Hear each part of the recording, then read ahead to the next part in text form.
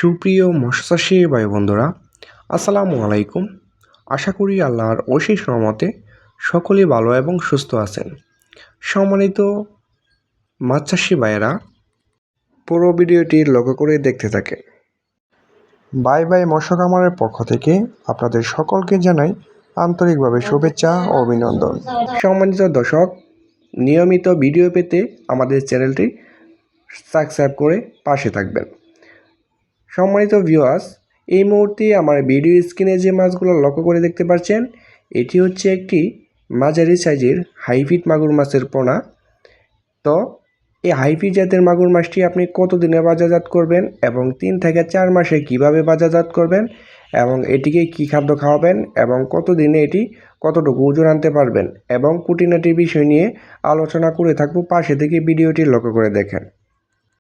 সম্মানিত ভিউয়ার্স, আমরা প্রথমেই বলে থাকি, যাদের ময়লা আবর্জনা এবং নোংরা বিভিন্ন ধরনের পচা পান্তা পুকুর রয়েছে, তারা কিন্তু খুব সহজেই এই মাছটি চাষ করে অল্প দিনে লাভবান হতে পারবেন। এটি মাত্র 3 মাস থেকে 3.5 মাস চাষ করেই কিন্তু প্রত্যেকটা মাছের ওজন আনতে পারবেন 1 কেজির বেশি।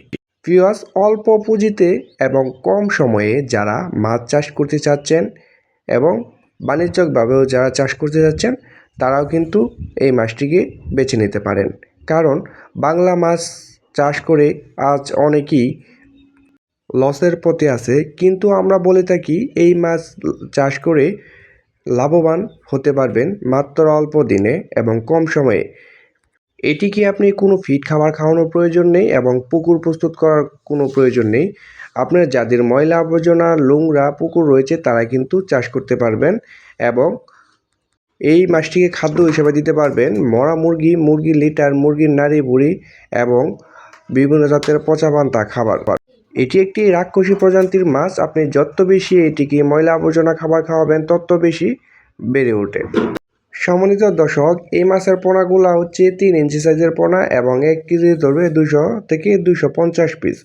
তো যারা আগ্রহী তারা অবশ্যই আমাদের স্ক্রিনে দেওয়া নাম্বারে আমাদের সাথে যোগাযোগ করুন।